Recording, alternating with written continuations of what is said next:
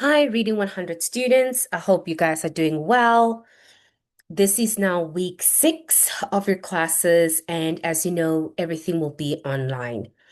This week, we are focusing on Pathos, Ethos, and Logos. This is attached to reading, critical reading, but most importantly, it's also attached to sources.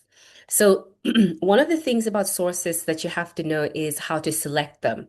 And some of them can be incredibly biased. And all you need to do is look at three things: pathos, ethos, and logos. Okay. So, this week we are doing them. So, today I'm giving an overview. Then on Tuesday, I'm going to do a pathos, first one. Then I'm going to do ethos and then logos, and then you will have a work to submit for the week. Okay. So I think that will be a lot easier if we go through it very thoroughly. So I'm going to share my screen with you. Okay. All right. Okay. So pathos, ethos, and logos. I don't know why it's not moving.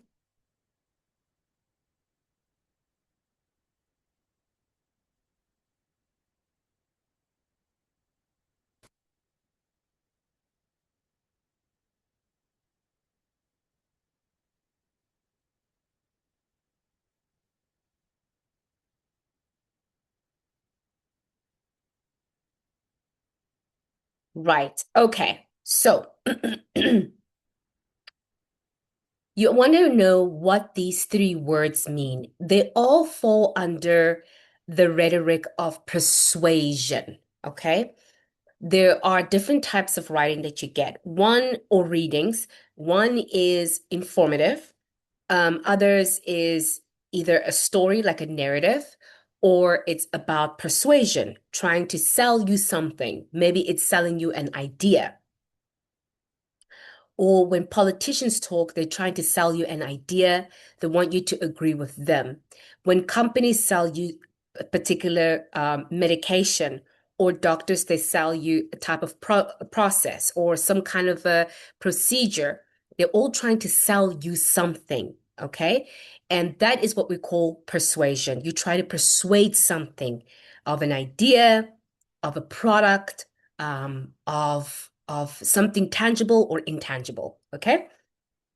So we're going to look at the definitions of these three.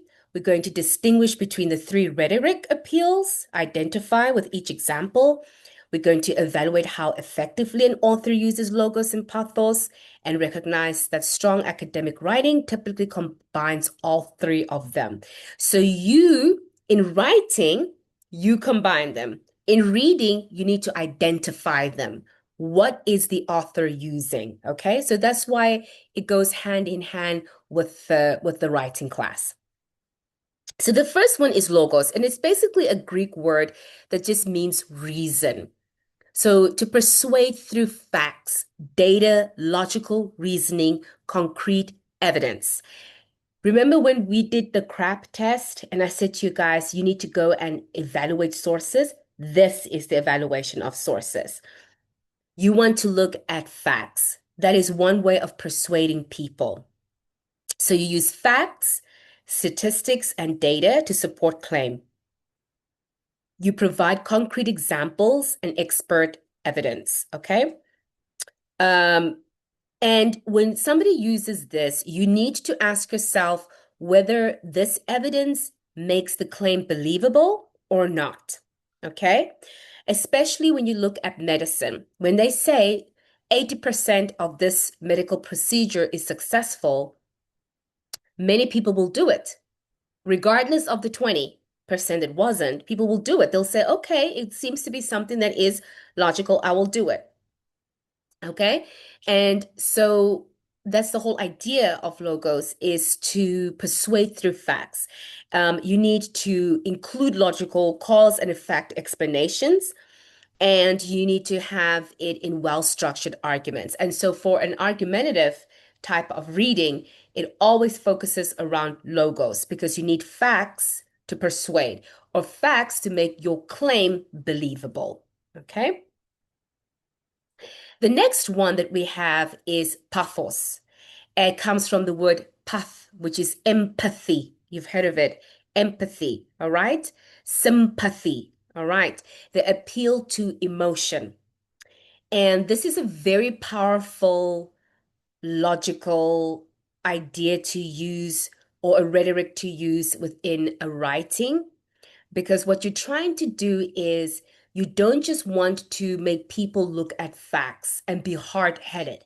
You want to use emotions to persuade people even more. Okay? So you use stories or a personal narrative that connects to the emotion. You highlight real world consequences for people. So, have you seen on the news when they are talking about, for example, a country that is not doing well, instead of just listing the facts, oh, 60% of that country has below poverty, they're living below poverty. People, those are just words, but when you actually show them the image of that poverty, then people get actually emotionally affected. And that's the whole idea with pathos, is that you try to combine the facts with emotion to get people persuaded even more. You also use emotional, vivid language, okay, and imagery to help persuade people, especially when it comes to human concern and animal rights. I don't know if you've seen animal rights activists. They do focus on facts, of course. You have to have your facts, but there's also something they always focus on, and it's emotion. All right? It's emotion. So that is pathos. Then we have something called ethos, and ethos is the appeal to authority. So ethos builds trust by demonstrating credibility, expertise, and fairness. And the best way to describe this is you would rather listen to a doctor telling you that this medical procedure is 90% successful than you would hear it from me. Okay? Because a doctor has the expertise. So you think of the people that we appeal to authority from the home. We listen maybe to our fathers or our mothers. That's an appeal to authority. Then you listen to your teachers. Then you listen to the president of your university. Then you listen to the directorate, and so forth and so forth. Those are all appeal to authority. All right. Even now, politicians use this a lot. When they try to make a claim, they try to use appeal to authority. All right. And why? Why do we do this? To demonstrate in-depth knowledge of a topic that we didn't just get the facts from some random place. No, we got the facts from people that actually have expertise. Also, it doesn't have to be a people, it can be institutions. If you say, well, the UN implemented this rule, therefore we need to implement this rule. So the UN holds a sense of authority. Or if you say, like, the police believe that crime rates will go down if we employ this method, you will listen to it because police actually govern us a little bit. So that is the appeal to authority. So those are the three things that I need you to kind of be engaged with, because you're going to use it in your reading class to elicit understanding of what the author is trying to do. And you're going to use it in your writing class to use it to your benefit, okay? But there are ways that we use it. Your whole paper cannot be pathos. It can't just be about emotions. People will say you are emotional, for example, and your paper cannot just be about facts, because then you're taking the human essence away from it. People will not empathize with you. People will not see it. They will just think that you are hard-headed or somebody who's very hard, okay? So let's have a look at it again. All right. So how the three appeals work together, as I said. So logos give the reason and logic. It tells us that you have thought about something, that you've found your statistics, your data to back up your claim. All right. And then from then on, you start to use your pathos, where you're trying to put the human experience or the emotions, making readers care about the outcome. All right. And then you also can use the authority, such as an organization, such as doctors, people with expertise that also support your claim.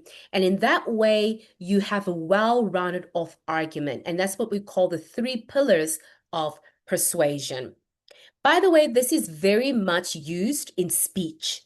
If you if you listen to a lot of speeches, whether those are political speeches, whether those are,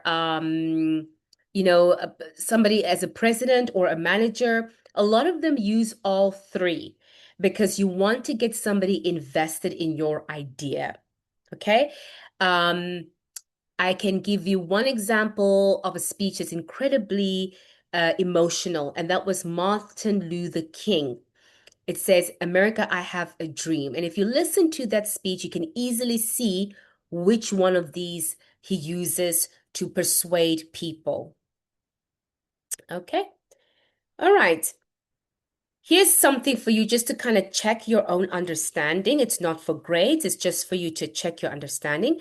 A writer cites three peer-reviewed studies and quotes a professor to support their argument. Which appeal is primarily used? He's using ethos because he's building credibility, a sense of authority. So he's quoting a professor, okay? The next one, an article on climate change opens with the story of a family who lost their home to flooding. You already can see the idea, right? A family losing their home through flooding. All right? Which appeal is it? It cannot be logos because logos would be about evidence. It cannot be ethos because we'll talk about authority. But it is pathos because it's talking about the human connection. When a family loses everything in a flood or a fire, that is something you can feel with them. And then you can feel like, oh, I understand why this is a critical thing because it's affecting me emotionally. I can put myself in their shoes. Okay, so that is that for now. I will say that tomorrow, 8 a.m., we have a live class so that I can go through this with you guys and that you're all aware so that we can prepare for your mini assignment for Thursday. Okay, if you have any questions, you're always welcome to ask me. I wish you goodness and see you later.